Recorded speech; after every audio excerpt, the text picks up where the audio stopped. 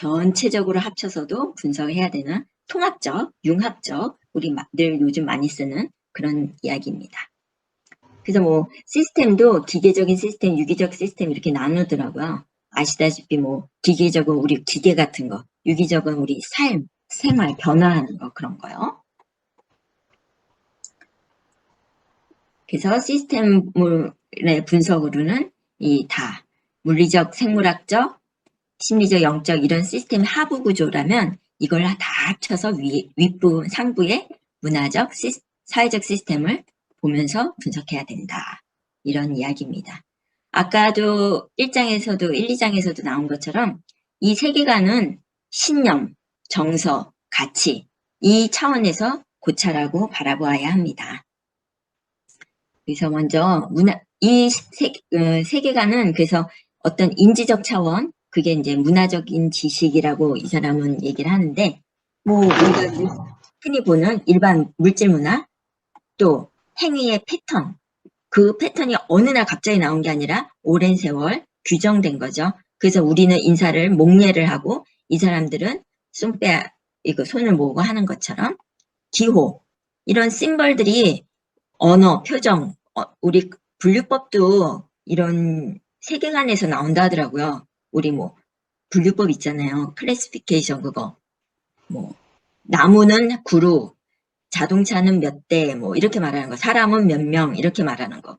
그래서 이게 되게 좀 특이했고 여기서 굉장히 중요시하는 거 의식, 뭐 결혼식, 장례식 그런 거 당연히 너무 중요한 거죠. 신화가 이게 뭐 100년, 200년 전에 나온 게 아니잖아요. 수천 년 전에, 몇천 년 전에 나온 이 오래된 신화들이 그 사람들의 세계관 이해에 굉장히 중요하다고 합니다. 기호, 의식, 신화. 근데 이 사람들의 이런 신념 체계들은 그 더 구체적인 그런 정신적 이론들에 의해서 그런 신념 체계들이 구성이 되는데 이거를 우리가 패러다임이라 볼 수도 있고 의식의 장이라는데 이거 제가 영어로 찾아봤더니 잘 모르겠어요. 프레임워크 오브 썬인지 아니면 그냥 컨셔스니스인지. 그래서 아무튼 이게 만약에 혹시 필요하실 것 같아서 제가 영어로도 찾아본 거였거든요. 근데 여기서 말하는 레리 로던 이 사람은 또 연구 전통이라는 단어를 썼고요. 그리고 이 폴 히버트는 이것을 지식체계라는 단어를 썼습니다. 근데 이것은 우리가 믿고 있는 그 체계, 신념 체계를 말하는 거예요. 여기서 제가 세계관은 동일한 문화에 속한 이들이 공유하는 가장 근본적이고 포괄적인 실제적인 관념이다. 그렇기 때문에 이 사람들은 이게 당연히 맞는 거고 확실하고 살아왔기 때문에 그것이 도전을 받으면 감정적으로 반발하게 된대요. 이거 제가 잘 깊이 깨닫지 못한 부분이었어요. 그래서 우리가 이 불교주의, 이 불교권의 세계관, 막 힌두권의 세계관 이런 거 얘기할 때 이 사람들이 들으면 기분 나쁘겠다 생각이 들었습니다. 그리고 이제 인지적 차원 말고 또 하나의 정서적 차원, 기쁨, 슬픔 이런 걸 반영하는 그런 의식에 나타날 수 있고 의식의 리추얼, 그리고 또 도덕성, 이거는 평가적 차원에서 알아봐야 된다 합니다. 옳고 그른 것이 무엇인지 어느 사회나 다 무엇이 옳고 그른지 무엇이 옳고 죄인지 다 있는데 그것이 그 세계관 속에 녹아져 있다 합니다. 다 아시는 거.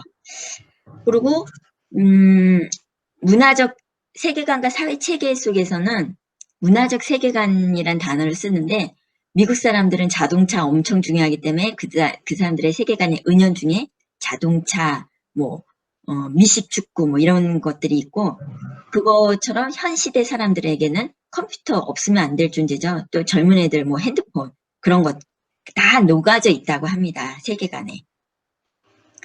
옛날 농경사회에서는 그 자연의 주기 어느 때 씨를 뿌리고 파종하고 추수하고 이런 게 중요했지만 현대는 사회적인 시간 개념 우리가 언제 학교를 졸업하고 언제 뭐 퇴근을 하고 출근을 하고 이런 사회적 개념 시간이 그런 개념들이 중요하다고 합니다.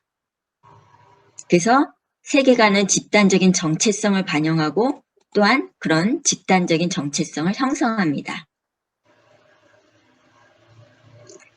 세계 시간이 다 돼가려고 하는데 끝나야겠나요? 그래서 여기서 제가 또 이제 여러분들에게 도전하고 싶은 거, 세계관은 시스템들로 이루어진 시스템 속에서 시스템이라 했잖아요. 영적, 물리적, 생물학적 이런 그런 가운데 시간이 변하고 또 사회들이 변하잖아요. 그런 변화 가운데 형성되고 변화됩니다. 그래서 우리가 보통 부모 또 그 공동체 문화로부터 학습되는 세계관이지만 세계관은 변화될 수 있다. 그렇기 때문에 우리도 이곳 캄보디아에서 얼마든지 이 캄보디아 분들의 세계관을 변화시킬 수 있도록 도울 수가 있습니다. 세계관을 분석하는 방법들 여러 가지인데 우리 다 아시는 내용 같아요. 자민족 중심으로 판단하지 말자. 외부인은 외부인일 뿐이에요. 정확히 알 수 없고 추론할 뿐이다. 근데 우리의 또 특징들. 내 문화는 잘 모르는데 남의 문화는 잘 알아요. 내 거는 너무 어렸을 때부터 태어날 때부터 스며들었기 때문에 실제적으로 모르는데 남의 문화는 우리가 관찰을 하고 판단을 하고 알기 때문에 그래서 우리가 본국으로 되돌아가서 또는 외국인이 바라보는 그 세계관, 문화 이런 거를 경청해야 된다고 합니다. 예, 뭐 민족 의미 뭐 이런 거 단어들 방법들이 여러 가지가 나오는데 단어들이 어떤 의미들이 있는지 분석하는 거 이런 1번 민족 의미론 문장을 완성해 보는 거예요. 단어 하나하나만으로는 모르니까 단어 문장으로 또 다른 기호들은 어떤지 의식 중요하게 생각하죠. 의식은 3가지가 주로 있대요. 어떤 거를 강화시키는 거, 어떤 것을 변형시키는 거, 어떤 것을 재창조하는 그런 의식들을 분석해야 되고 또 아까 말한 신화를 분석하고 또 구전, 내려오는 격언, 수수께끼 뭐 이런 거 다 내러티브 또 예술, 오락, 음악 이런 거 다 중요하다고 합니다. 그래서 우리가 아까 그 앞사라 춤도 알아야 되고 그리고 어느 거 평가적 이상 무엇이 옳고 그른지 이런 거 또 중요 제보자들 그 지역마다 문화마다 토박이들의 그러니까 원주민이겠죠. 이 나라 사람들 이야기에 경청해야 되고 또 그런 사례 연구 또 이런 신층적인 것들을 철학적으로 연구하는 것도 필요하다고 합니다. 문화적으로 뿐만 아니라 철학적으로 연구하는.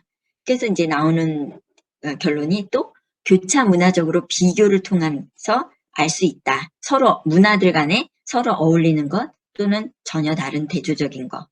그렇기 때문에 또 세계관들 사이에 이런 대화라고 썼는데 제가 볼 땐 커뮤니케이션 같아요. 그런 커뮤니케이션 통해서 서로 다른 점, 서로 같은 점 이런 것들을 발견하면서 세계관들을 분석할 수 있다고 합니다. 이상입니다. 너무 저는 수고하셨습니다. 이걸 책을 보면서 이런 번역을 할 때 그 애매한 단어들은 영어를 그냥 그대로 써주면 우리가 더 딱 알 수 있겠더라고요. 뭐가 이상인데요. 이상하다는 건지 이상적이라는 건지. 그래서 제가 자꾸 영어 단어를 찾아본 거였거든요. 예, 감사합니다. 오늘 발표를 듣고 함께 나눌 거 있습니까? 제가 했던 그 10장의 세계관 부분하고 그 기본 뼈대가 굉장히 똑같다는 걸 제가 뼈대가 비슷하더라고요. 그래서 일단 첫 번째 느낀 거는 히버트가 그러니까 뒤 후반부에 나오는 그 이야기들을 하기 위해서 초반에 포석을 깔고 있구나 3장에서 그런 생각들이 많이 들었어요. 제가 관심 깊게 봤던 분야 중에 하나는 환원주의하고 환원주의 말씀하셨던 부분이거든요. 그러니까 과학적으로 환원주의 하면서 모든 것을 이렇게 쪼개는 부분들이 현대의 어떤 미시적인 관점으로 보는 것들, 이거에 많이 좀 치우쳐 있는 것 같고, 근데 그것의 영향으로 그런 계몽주의와 공리주의의 영향으로 신학 역시 그런 쪽 영향을 많이 받은 건 아닌가라고 하는 그런 부분들이 사실은 문제의식을 제기하는 부분인데 제가 다루는 그 세계관을 변형시키는 부분에서도 역시 이제 그 부분이 그게 아니다. 그게 아닌 또 다른 대안을 가지고 히버트가 얘기를 하려고 하는 것 같아요. 그래서 재미있게 한 것 같습니다. 그리고 아까 말씀하셨던 것처럼 뭐 공시적이냐 통시적이냐 이런 부분 되게 헷갈리는 부분인데 정말 확실하게 이렇게 구분지어 주신 것 같아서 감사했습니다.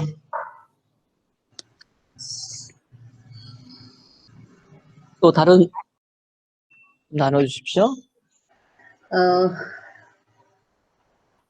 아까 저기 한 도시를 예를 들어 갖고 이야기했는 부분이 저는 좀 많이 와닿았어요. 그게 우리가 이제 세계관을 좀 안다고 하고 또 배웠다고 하고 가르친다고 하면서 가르치는 자리에서 그 지도 한 도시를 보려면은 각 지도를 다 알고 해야 되는데 우리는 코끼리 이렇게 뭐 다리만 잡고 이것이 세계관이다라고 이야기를 많이 하지 않았나. 내가 지금 이걸 들으면서 반성을 해서 이 이야기를 들으면서 반성을 하면서 계속 들었습니다. 그래서 이런 부분들이 있지 않았나 싶고, 저도 나름대로 세계관 책들도 보고 여러 가지 하는 과정에서 저 부분에 대해서 한 번 더 오늘 또 했으면 좋겠는데 시간이 좀 작은 게 너무 안타까워요.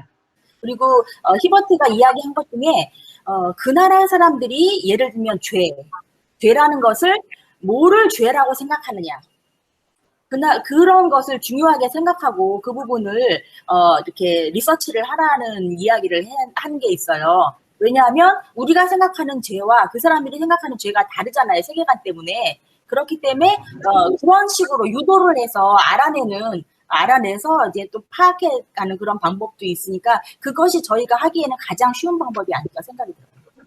발표하신 것처럼 막 선교가 안 되는 게 아니라 커뮤니케이션이 안 되고 있습니다. 우리가 현지인들과 사실 중요한 게 제일 그거 같아요.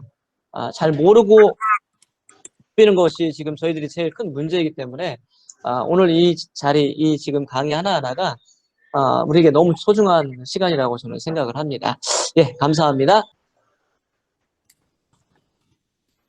지난번에 말씀드린 것처럼 현지인들도 우리를 이해를 못하는 것 때문에 되게 답답해 한다는 거, 그건 우리가 좀 선교 현장에서 꼭 알고 있어야.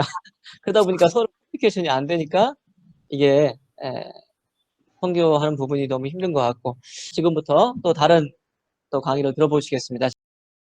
자, 5장 소규모 구술사의 세계관입니다. 이게 이 연구의 목적은 이거는 전통사회를 조사하는 것이 아니고 현대인이 사회를 더 잘 이해하도록 돕고자 하는 것이다 라고 했고, 인지적인 주제들에서 유기적이고 총체적이다. 이제 소규모 사회들의 세계는 유기적으로 연결되어 있고 역동적이다. 총체적인 세계관이 모든 삶의 중심에 있다.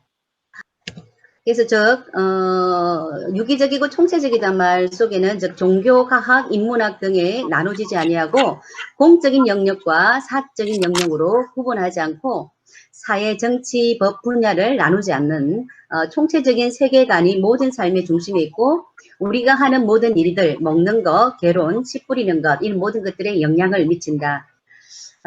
부족의 세계관들 중에는 여러 존재와 세력들이 있는데 땅이 여러 생명을 창조하는 공동체의 원동력이고 땅과 그 가운데 있는 풍성한 생명을 창조하고 하늘에 있는 고등심도 존재하고 모든 형태의 생명은 동일한 공간 안에서 살고 있다. 그래서 이것이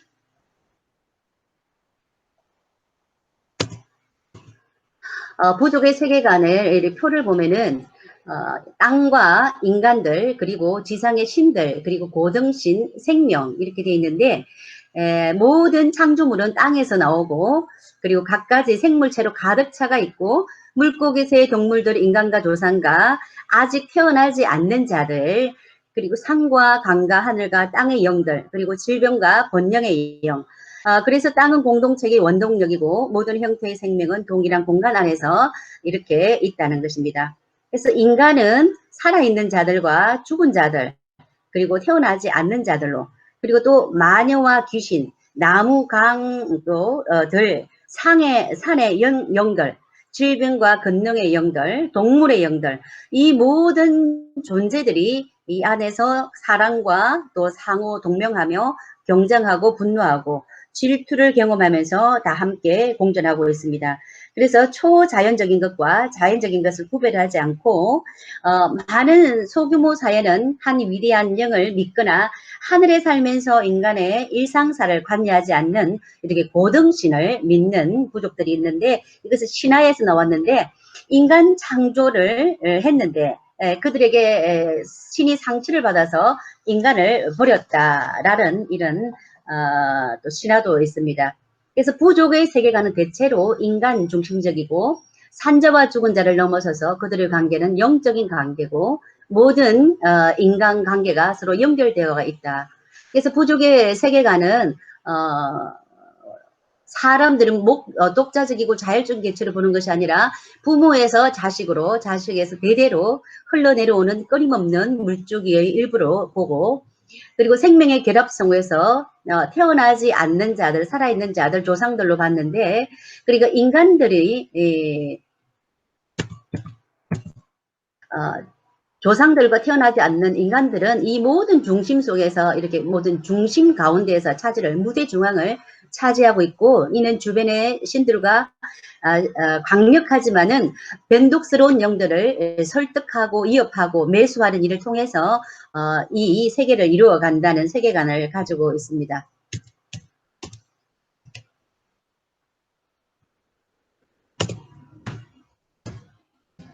자, 그래서 생명의 결합성 속에서는 태어나지 않는 자, 살아있는 자들, 조상들로 보는데, 살아있는 자들은 부모와 자식으로부터 몸도, 인격도, 사회적 정체성, 정신도 부여를 받는데, 부모의 어이로움은 자녀에게 축복을 주고, 부모의 죄는 자녀와 그 자녀의 자녀에게 화를 불러일으킨다. 성경에 나오는 말씀과, 그리고 조상들에는 동물, 곡물을 준비를 해서 돈도 소지품을 몸에 묶어서 그 고인이 죽었을 때에 묶어주면서 영절에게 문안을 하고, 고인은 이런 장례를 치러줄 친척들도 필요하고, 의식을 치르지 못하면은 저주를 받아서 땅에 머물러 있다가 한 번씩 출몰하게 된다. 그리고 산자와 죽은 자의 관계는 의식으로서 아주 가까운 조상들과 먼 조상, 그리고 수많은 이름 없는 조상들이 산자를 도울 수가 있고, 자신들을 위해서 신들에게 중개를 할 수 있다고 믿는 것이 부족의 세계관들입니다. 그래서 살아있는 자들은 부모와 자식의 관계는 생물학적 관계를 넘어 사회적이고 영적인 관계다. 조상들은 인생에서 중요한 역할을 담당하고, 사람은 죽음 후에도 계속적으로 존속하고 죽은 자의 땅으로 간다라는 세계관이고, 산자와 죽은 자의 관계는 의식을 통해서 표현하고, 인간의 셋째 그룹으로 태어나지 않는 후손은 만약에 자식이 없으면 그 가정이 사라지고 조상도 잃어버린다라는 것입니다. 집단 지향성에서 개인보다는 공동체 안에서 의미를 추구하고, 죄책감보다는 수치심이 더 중요한 역할을 하고, 수치심과 밀접한 관계가 있는 것은 화해와 체면으로 중요시하는 태도이다. 여기서 또 집단 지향성에서는 겸손을 중요시하는데, 겸손의 윤리는 공유의 가치와 밀접한 관계와 위대한 부여를 촉적에 있지 않고 남과 공유하는 능력이 있다. 생색을 내지도 않고, 지도자는 명예를 요구하는 자가 아니라 남을 기분 좋게 하면서 잘 지도하는 인물이라는 이런 세계관도 있습니다. 죄책감보다는 수치심이 더 중요한 역할, 수치심을 사람들로 자기 집단에서 순응하게 하게 해서 조화와 평화를 유지하게 만드는 역동적이고, 수치심과 밀접한 관계가 있는 하회와 체면도 중요시하는 태도를 가지고 있습니다. 그래서 땅은 시간과 공간 속에서 산자와 조상신이 만나는 장소고 어머니와 같은 존재고, 땅은 신성하기 때문에 땅을 신성시하는 부분이 있습니다. 그리고 시간은 세계 대부분의 민족은 지금 여기에 사는 인생을 주 관심사로 삼는데, 시간은 사람들로 다른 세계로부터 분리시켜 놓지만은 공간은 그들을 다 함께 묶어줍니다. 그래서 100년이 지난 에도 조상들이 지은 그 건축한 집에서 살고 있는, 그래서 공간은 가구를 현재로 불러오는 부분들이 있고, 이 생에서의 삶에서 의미를 찾고 땅 위에서의 좋은 삶을 살고 싶어하는 또 삶을 시계로 다른 시간이 아니라 사건으로 중심으로 보는 부분들도 있습니다. 그래서 폴라디는 모든 사회는 인생의 큰 문제들과 씨름하면서 지역신들, 영들, 조상들로 이루어진 세계에 넘어 존재하는 고동신을 찾는 철학자들이 있었다고 합니다. 예, 5분 구술성에서 웅통은 대부분의 무리들과 부족들이 구술사회라고 한다.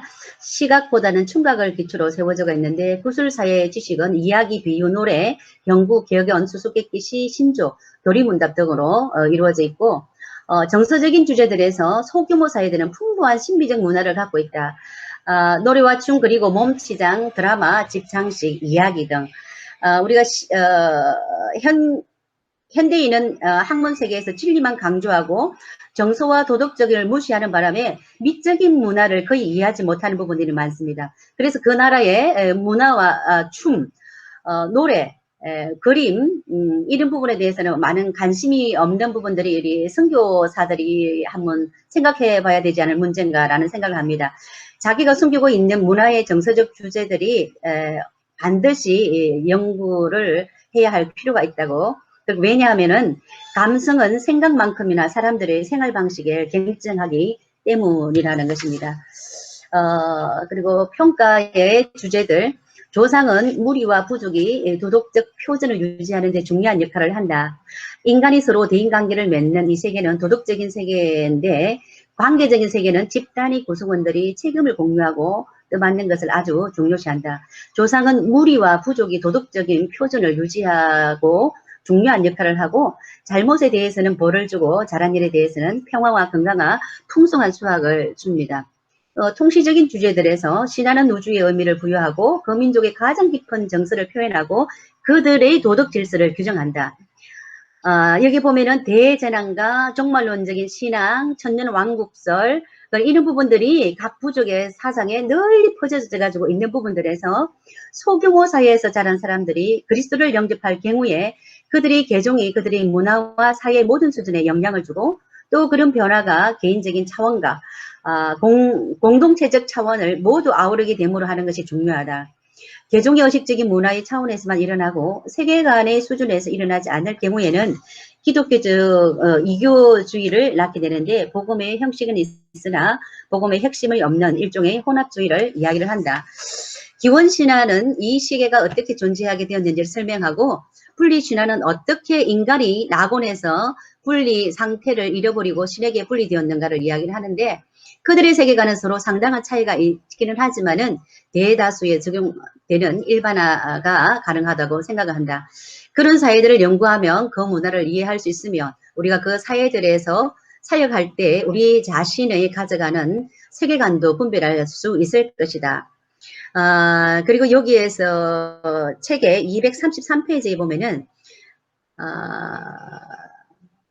우리의 건대적 세계관과 포스트 모던 세계관의 전통사회의 세계관과 성경적 세계관에서 얼마나 멀리 떨어져 있는지를 깨닫도록 우리가 그것을 도와줄 것을 우리가 기대하면서 우리가 나중에 살펴보겠지만 이 책 속에 나중에 나오는 거지만은 사실상 부족의 세계관에 그들을 섬기려고 온 선교사들의 근대적 세계관보다 여러 면에서 성경에 가깝다라는 이 말을 보고 저도 여기에 대해서 많이 공감을 하면서 다시 한 번 더 지역사회에 대한 우리 세계관에 대한 것을 연구를 하고 세계관에 대해서보다도 먼저 문화를 이해하고 그들을 이해하는데 더 신경을 쓰고 관심을 가져야 되겠다는 생각을 했습니다.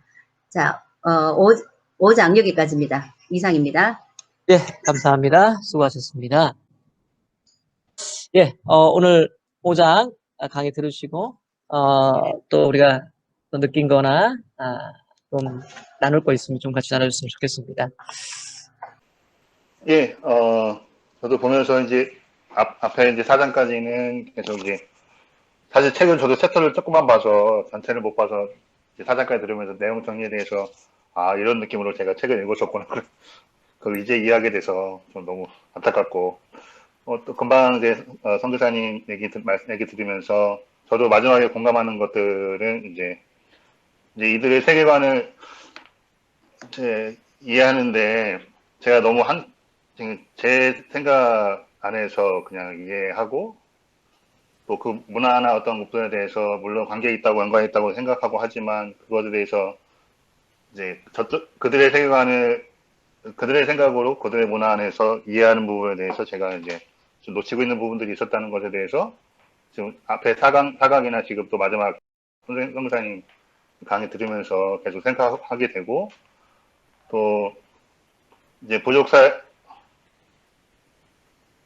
소규모 구수사회 세계관에서 이제 그 아까 표로 보여주셨던 부족의 세계관 이제 그 신과 이제 고정의 신과 또 지상의 이제 부분에 대해서 분류하는 부분에 대해서 그냥 사실 막연하게 그때 뭐 신도 중심했던 시대였던 것에 대해서 그냥 막연히 생각하고 있던 것에 대해서 좀 보고 이해하니까 또 이제 캄보디아를 보면서도 그들이 하나님에 대해 생각할 때 또 여러 신들 중에 그 고등의 신에 대해서 아니면 그냥 일반적인 조상신에 대해서 그들이 그것들을 어떻게 분류하고 어떻게 이해하고 할 거에 대해서 조금 이제 고민해 볼 수 있는 기회가 되지 않을까라는 생각이 들어요. 그래서 늘 하나님이 삼신이다라고만 제가 이제 얘기를 했는데 이들의 입장에서 볼 때는 고등신이 있을 수도 있고 조상들이나 아니면 지상의 신들에 대한 개념이 어떻게 보면 제가 갖고 있는 그 세계관의 개념과 좀 다를 수 있겠다라는 생각을 하면서 하나님에 대해서 설명하고 이해할 때 좀 그런 부분에 접근해서 좀 이해하고 설명할 수 있는 연구가 필요하겠다는 생각 좀 해보게 됩니다. 예. 그래서 성도님들이 그런 얘기를 많이 하세요. 창세기를 현지인들이 굉장히 많이 들어야 한다고 얘기해요. 창세기를 제일 설명을 빨리 정확하게 해줘야 신들 위의 신, 그 다음에 그들이 만든 신, 이 모든 것들이 다 헛것이고 진짜 하나님의 신, 아까 그 위에 계신 그 하나님.